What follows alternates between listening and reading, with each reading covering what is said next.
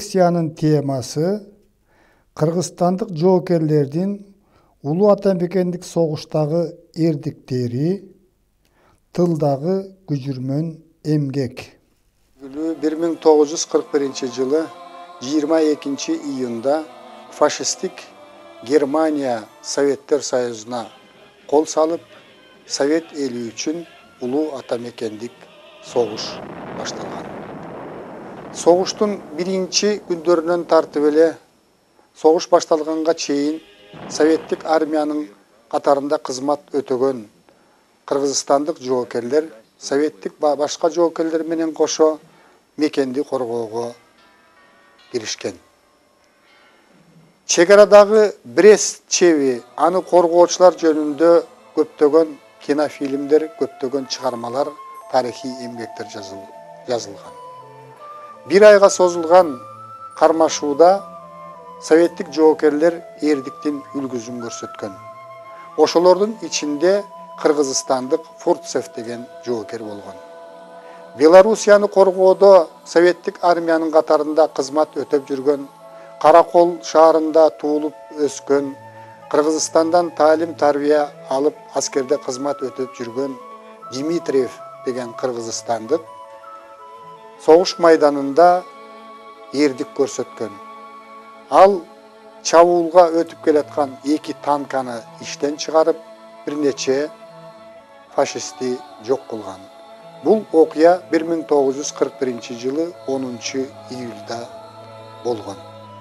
Бул эрдик үчүн кыргызстандык Дмитриев ошол эле жылы 31 августта Советтер Союзунун баатыры деген наамга татыктуу болгон. Дмитриев кыргызстандыктардын ичинен биринчи жолу Советтер Союзунун баатыры болгон адам. Кыргызстанда дагы СССРдын жогорку советинин президиумунун указына ылайык элди фронтко мобилизациялоо иши жүргүзүлгөн. Айрым жаштар согушка фронтко ыктыярдуу түрдө жазылууга аракеттерди кылган. Кыргызстандын аймагында бир нече аскердик бирикмелер түзүлүп, согушка даярдык көрүлгөн.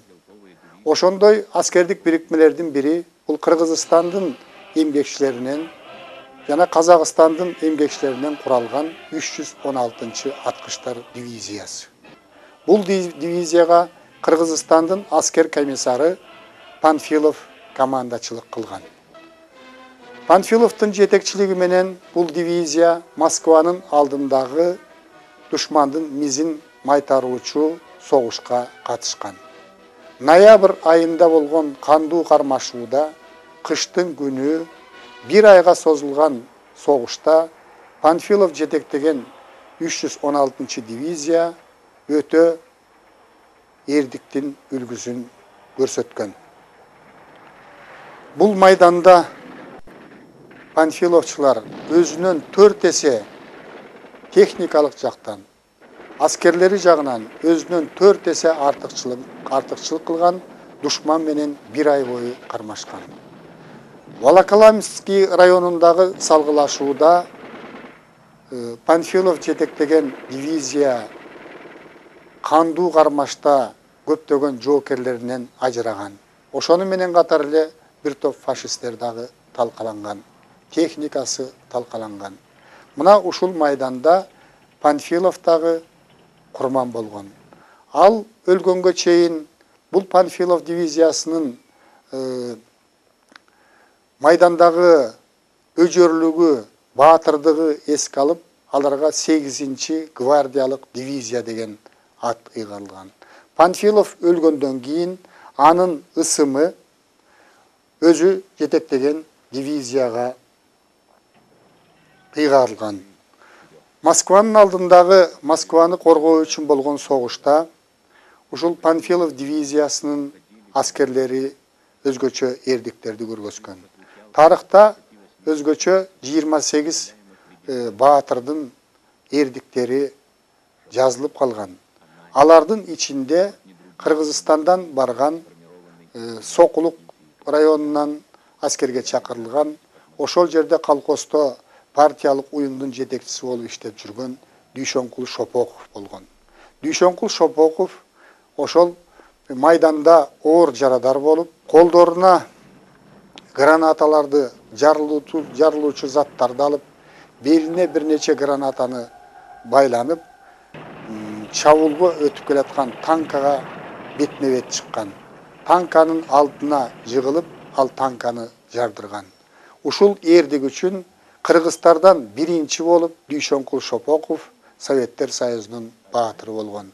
Аны менен катар Кыргызстандан барган Ананев, Конкин, Шемякин, Москаленко өңдүү Кыргызстанда туулуп, Кыргызстанда чоңойгон эр азамат жигиттер дагы Советтер Союзунун баатыры болушкан.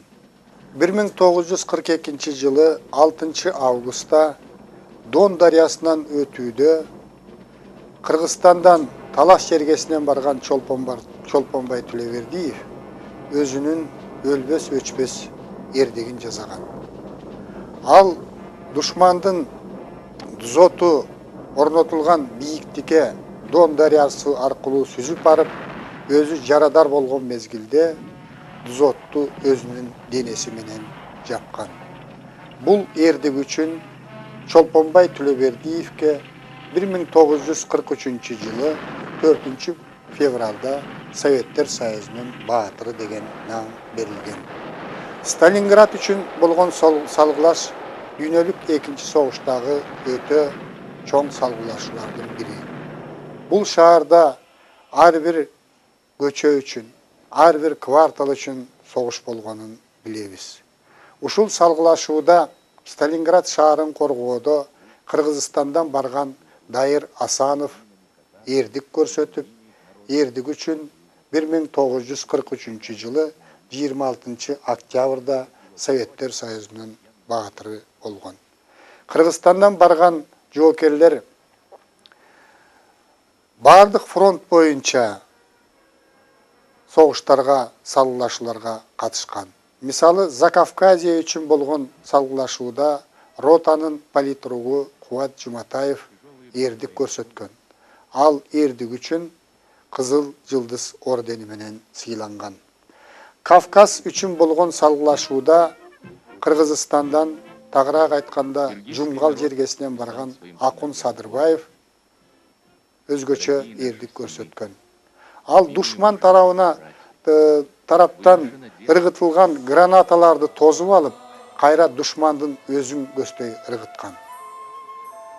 Тарыхый маалыматтар боюнча, анын командиринин жазып калтырганы боюнча, Акун Садырбаев кезеги менен ыргытылган 16 гранатаны душманды көздөй кайра шамдагайлык менен ыргытууга жетишкен.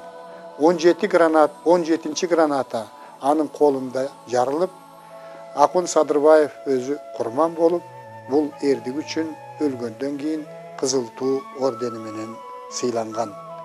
1943 жылы сентябрь айында Днепр дарыясынан өтүү мезгилинде Кыргызстандан барган Атбашы жергесинен барган Анварбек Чортеков эрдик көрсөтүп, ал эрдик үчүн Советтер Союзунун баатыры деген наамга ээ болгон. 1944 жылы Эстонияда Нарва шаарынын жанында аба салгылашуусу болот. Ошол салгылашууга Кыргызстандан барган Исмаилбек Таранчиев, бул Кыргызстандын Аламидин районунда туулуп чоңойгон, эрдик көрсөткөн. Учкуч өзүнүн истребителине ок тийгенде, ал жалындап күйүп аткан өзүнүн самолетун душмандардын күйүүчү май сакталган станциясына буруп, ал жердеги май күйүп аткан танкаларды, душмандын автомобилдерин, ондогон фашисттерди жок кылган. Ошол мезгилде эле ал командири тарабынан Советтер Союзунун баатыры деген наамга көрсөтүлгөн, бирок убагында ага наам ыйгарылбай калып, 1991 жылы Кыргыз өкмөтүнүн кийлигишүүсү аркылуу Исмаилбек Таранчиевке Советтер Союзунун баатыры деген наам ыйгарылып, анын орден медалдары анын туугандарына тапшырылган. 1944 жылы апрелде Молдавияда Кыргызстандан барган Казак Жаркынбаев эрдик көрсөтүп, ал эрдик үчүн Советтер Союзунун баатыры болгон. Согуштун аяктоочу учурунда Польшаны немецтик баскынчылардан бошотууда көрсөткөн эрдик үчүн кыргызстандык Оторбаев Советтер Союзунун баатыры болгон. Согуштун аяктоочу мезгилинде Берлинди алууда кыргызстандык жоокерлер дагы эрдиктин үлгүсүн көрсөткөн. Алардын ичинде Советтер Союзунун баатыры Калуйнур Үсөнбековду жана учкуч биздин жердешибиз улуту казак Советтер Союзунун 2 жолку баатыры Талгат Бегелдинов болгон. Кыргызстандык аялдар дагы согуш мезгилинде катышып эрдиктерди көрсөткөн. Ошолордун ичинде учкуч Пасько деген аял болгон. Ал учкучтардын чакан тобуна командалык кылган. Анын командалык астында абага учуп чыккан учкучтар душмандарга бир нече жолу бүлүк салган. Маалыматтар боюнча Пасько 780 жолу өзү абага учуп чыгып, душмандардын объектлерине бомба таштаган. Анын таштаган бомбаларынын салмагы 93 тоннаны түзгөн экен. Кыргызстандан барган жоокерлер партизандык кыймылга да катышкан. Атайы Панфилов дивизиясынан атайын тапшырма менен душмандын тылына Кыргызстандан барган жоокерлер дагы катышкан. Ошол партизандык согушта душмандардын техникасын талкалоодо, алардын аскердик күчтөрүн талкалоодо кыргызстандыктар дагы активдүү катышкан. Алардын ичинен Ашырбай Коёнкөзовдун эрдиги тарыхта жазылып калган. Жыйынтыктап айтканда, Кыргызстандан Улуу Ата Мекендик согуштун фронтторуна, майданына 380 000 кыргызстандык жоокер жөнөтүлгөн. Алардын көпчүлүгү эрдиктин үлгүсүн көрсөткөн. Ошого байланыштуу Кыргызстандан барган жоокерлердин 150 000 СССРдын ордендери жана медалдары менен сыйланган. Кыргызстандан барган 73 жоокер Советтер Союзунун баатыры болушкан. Алардын 13-ü кыргыз жигиттери болгон. 34 адам Даңк орденинин толук кавалерлери болгон. Бул 34 адам дагы Советтер Союзунун баатыры деген улуу наамга, жогорку наамга татыктуу деп эсептесек болот. Кыргызстандан барган жоокерлер албетте жалаң гана эрдиктин үлгүлөрүн көрсөтүү менен чектелген эмес. Согуш деген согуш, майдан деген майдан. Мында мекен үчүн Кыргызстандан барган 10 000 деген адамдар курман болгон. Алардын көпчүлүгү дайынсыз жок болгон. Азыр Кыргызстандагы ар бир айылда, бүгүнкү күндө дагы ар бир үй бүлөдөн согушка аттанып келбей калган адамдар жөнүндө айтылып жүрөт. Бул ар бир районду, ар бир айыл кыштакты өзүнө камтыган, кыргыздардын үй бүлөлөрүнө чоң кайгы алып келген өтө чоң согуш болгон. Бирок бул улуу согушта кыргызстандыктар дагы мекен үчүн душман менен каршы кармашуунун чоң үлгүлөрүн көрсөткөн. Бул кыргыз эл үчүн дагы чоң сыймык катарында эсептелет.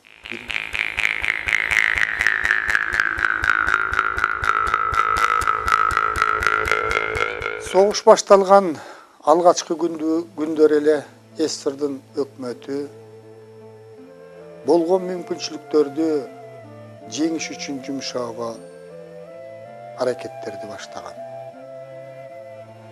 Өлкөнүн эл чарбасы толук бойдон согуштун муктаждыктарына, согуштук рельсага которулган. Ушундай эле иш Кыргызстанда дагы жүргүзүлгөн.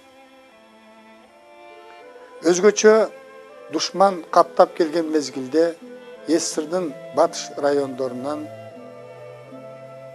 завод менен фабрикаларды, маанилүү ишканаларды, анда иштеген жумушчуларды тылдагы жайгашкан республикаларга көчүрүү иши, андагы жашаган карапайым эмгекчи элди көчүрүү, мобилизациялоо иштери жүргүзүлгөн.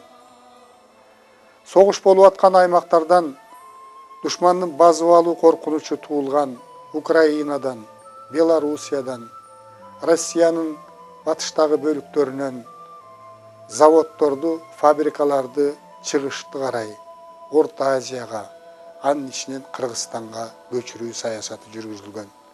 1941-42 жылдарда эле Кыргызстанга 40тан ашуун ири завод, фабрикалар жумушчулары менен көчүп келген. Кыргызстандын өкмөтү, Кыргызстандын эли эвакуацияланган завод менен фабрикаларды тез арада кайрадан бутуна коюуга, аларды кайрадан фронт үчүн керектүү продукцияларды чыгарууга шарт түзүп берүүгө болгон аракеттерин жумшаган.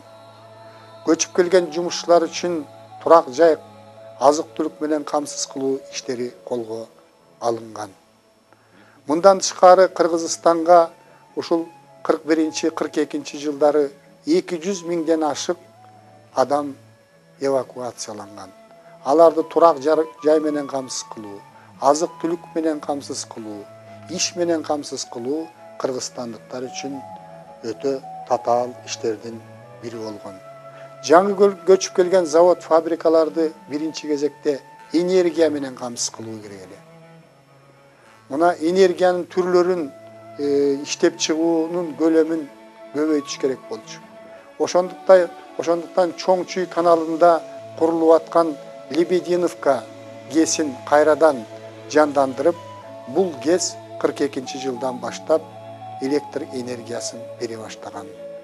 Көмүр казып чыгаруучу шахталар көмүрдү мурдагыдан көп өлчөмдө казып чыгарууга милдеттендирилген.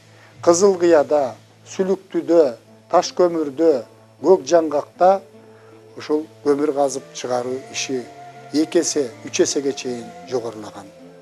Кыргызстандын жумушчуларынын арасында согуш мезгилинде Советтер Союзунда пайда болуп өркүндөгөн Стахановдук кыймыл, норманы 10 эсеге аткаруу, миңчилердин кыймылы Кыргызстанда дагы колго алынган. 1942 жылдан баштап Чоң Чүй каналын куруу иши кайрадан жанданган. Кыргызстандын өнөр жайы СССРдын борбордук региондоруна салыштырмалуу эвакуацияланган ишканалардын эсебинен мурда болуп көрбөгөндөй деңгээлде жогорулаган. Бирок бул завод, фабрикалар негизинен согуштун мукташтыктарын канааттандырган. Өнөр жайдын дүң продукциясы Кыргызстандын эл чарбасында 1950 жылы 50% түссө, 1945 жылы 67,5%ке көтөрүлгөн. 1943 жылы Канттан Рыбачага чейинки темир жолду куруу иши колго алынган. Бул темир жолду курууда негизинен чүйөрөнүн эмгекчилери, ошондой эле колго түшкөн немистик солдаттар иштешкен. Айыл чарбасы согуш мезгилинде Кыргызстанда бүлгүнгө учураган. Малдын башы кескин түрдө төмөндөгөн.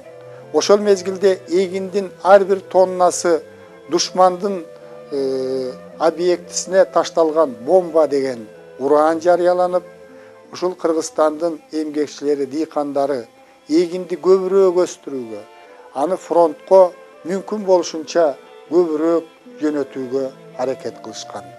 Ошол мезгилде негизинен Кыргызстандагы эркектердин 50% айыл чарбасында эмгектенген ер азаматтардын 50% frontko jönötülüp, erkeklerдің саны, айыл чарбасында эмгектенген erkeklerдің саны keskin түрдө кыскарган. Айыл чарбасындагы негизги түйшүктүн баары ушул аксакалдарга, байбичелерге, аялдарга жана өспүрүм балдарга жүктөлгөн. Бул боюнча бир топ көркөм чыгармалар бар. Чыңгыз Айтматовдун Саманчынын жолу, Жамила, эрте жастагы турналар деген чыгармаларында согуш мезгилиндеги айыл турмушу таасым чагылдырылган. Айыл эмгекчилери дагы эмгектенүүнүн үлгүлөрүн көрсөткөн, болгон мүмкүнчүлүктөрүн жумшаган кызылчачылардын ичинен биз жогоруда айткан Дүйшөнкул Шопоковдун жубайы Керимбүй Шопокова кызылча өстүрүү боюнча рекорд койгон. Бул эмгеги үчүн Керимбүй Шопокова социалисттик эмгектин баатыры деген наамга татыктуу болгон. Пахта өстүрүү боюнча Сузак районунан чыккан Исмаилова дагы рекорд койгон.